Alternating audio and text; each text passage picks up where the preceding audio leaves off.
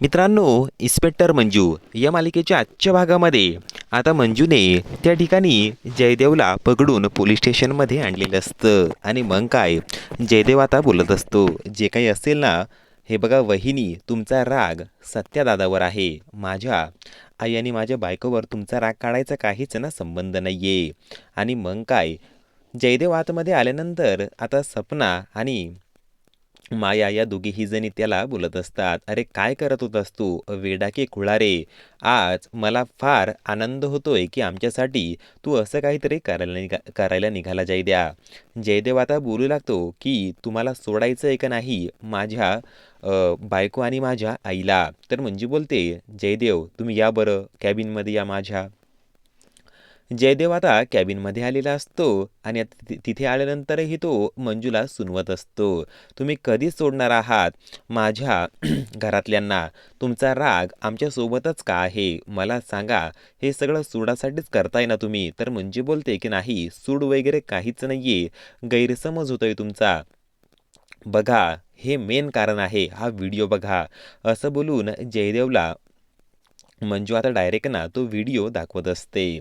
आणि मग काय, जयदेव तो व्हिडिओ बघतो आणि गारच पडतो. आतमध्ये नेमकं काय चाललेलं असेल बरं, याची माया आणि सपनाला काळजीच वाटत असते. ते विचारच करत असतात की नक्की काय चालू असेल बरं आतमध्ये. आणि मग काय, बाहेर जे कॉन्स्टेबल, लेडी कॉन्स्टेबल सगळेजण जे असतात ना, सपना आणि मायाने खरं खरं बोलून टाकावं म्हणूनच ना दोघीही जणी आता नेमकं थर्ड डिग्री काय असतं ना, मुजरीम जो काही गुन्हेगार असतो ना, त्याच्याकडून सत्य कसं वधवून घ्यायचं ना, याबद्दलच ना जा विचारत असतात. आणि मग काय, ते एकदमच ना घाबरून जातात. लोखंडाची खुर्ची असते, मग काय त्याला करंट द्यायचा असतो. आणि मग जो गुन्हेगार असतो ना, तो बरोबर बोलून टाकतो. आणि फ्लॅशबॅकमध्ये नक्की काय घडलंय हे आपल्याला दाखवलं जातं. माया जी असते ना, ती पोलीस स्टेशनमध्ये येऊन धमकवत असते. त्या कॉन्स्टेबल घाबरून जातो आणि मग काय, माया स्वतः त्या फायली चोरून घरी घेऊन जाते. सत्य आता पोलीस स्टेशनमध्ये पोहोचतो, कारण त्याच्यापर्यंत जयदेवने जो काही तमाशा घातलेला असतो ना, याची बातमी जाऊन पोहोचलेली असते. जयदेव आता मंजूच्या कॅबिनमध्येच असतो आणि मग काय, सत्यजितही कॅबिनमध्ये येतो. जयदेवला बोलू लागतो की जयद्या रे, काय करायला निघाला होतास तू, वेडा की खुळा रे तू. तुला जर काही झालं असतं तर माझं काय झालं असतं.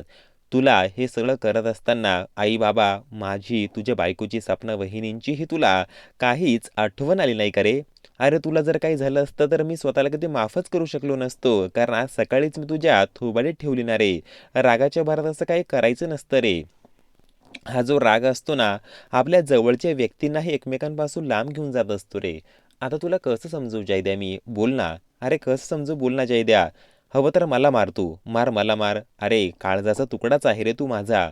फक्त तुला मी ते बोलून दाखवत नाहीये, पण आज तुला बोलून दाखवतोय. अख्खा सातारा मला सत्या दादा म्हणतो, पण माझे कान तरसतात रे जेव्हा तू मला दादा म्हणतो. तर आता सत्यजित त्याची माफी मागत असतो, तर जयदेव त्याचे हात पकडतो आणि बोलू लागतो, माफ कर सत्यदादा मला. असं बोलल्यानंतर मंजूचेही डोळे एकदमच ना भरून येतात. जयदेव आता जाऊन ना सत्यजितला जोराची मिठी मारतो. आणि मग सत्यजित बोलू लागतो की जयद्या, यापुढे असं काहीच करायचं नाही, नाहीतर अजून मारेल बरं का तुला मी. असं बोलल्यानंतर जयदेव पुन्हा एकदा सत्यजितला जाऊन ना मिठी मारतो. त्यानंतर बाहेर माया सपना बोलत असतात की नक्की काय चालू असेल बरं यांचं. आपल्यासाठीच हे दोघं मंजूसोबत भांडत तर नसतील ना. त्यानंतर आता पोलीस स्टेशनमध्ये थोड्याच वेळात पप्पू शेठची एंट्री होते. पप्या तिथे येतो धावत पडत, त्याच्या हातामध्ये मोठं असं पुष्पगुच्छ असतो. मायालाही कळत नाही नक्की काय झालंय, कशासाठी हा आलेला असेल बरं. आणि तो मायाच्या हातामध्ये पुष्पगुच्छ देतो आणि बोलू लागतो, भावी नगरसेवक आमच्या मायाताई सुर्वे यांना वाढदिवसाच्या ट्रक भरून शुभेच्छा. आणि तेवढं त्या ठिकाणी मंजूची एंट्री होते. मंजू बोलते, थांबा थांबा, तुला सांगते आता मी की मायांना इथे कशासाठी बोलवलंय. आता सत्यजित आईला विचारत असतो की आई कुठे ठेवल्या त्या फायली, बोल ना. तर आता माया काहीच ना बोलत नसते. तर आता सत्यजित मंजूला बोलू लागतो की वाघमारे मॅडम, हवं तर तुम्ही माझ्यासोबत चला. मी तुम्हाला शोधायला आमच्या घरामध्ये मदत करतो. माझ्यावरती जो काही कलंक लागलेला गेलेला आहे ना, तो तरी पुसला जाईल एकदाचा." असं सत्यजित बोलू लागतो आणि डायरेक्ट ना तो मंजूचं ना हात पकडतो. हात पकडल्यानंतर सत्या आता डायरेक्ट मंजूचा हात पकडून तिला पोलीस स्टेशनमधून बाहेर घेऊन येतो. आणि मग सत्याचे जे बाबा असतात ना, ते आता घरी त्यांचीच वाट बघत असतात. आता ते बोलू लागतात, "आला माझा सत्या." सत्या घरी आल्यानंतर आता डायरेक्ट घरामध्ये येतो.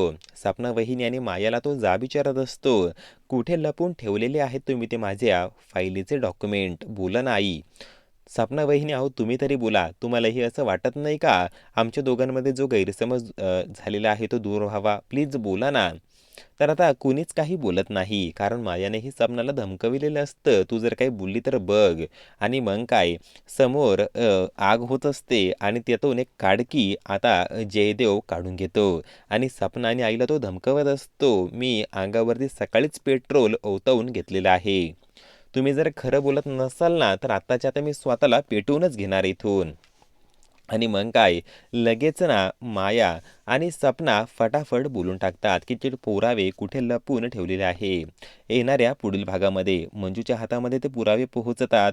आणि मग काय, सत्यजित ते हातामध्ये सुद्धा घेत नाही. तो आता मंजूला बोलू लागतो की वाघमारे बघा, वाचा त्यामध्ये काय आहे. आणि मी जर गुन्हेगार असेल ना, तर मला आत्ताच्या आता तुम्ही जेलमध्ये टाका, मला सुलावर चढवा, फासावर चढवा, पण एकदा माझी बाजू तर ऐकून घ्या ना तुम्ही. असं सत्यजित मंजूला बोलत असतो.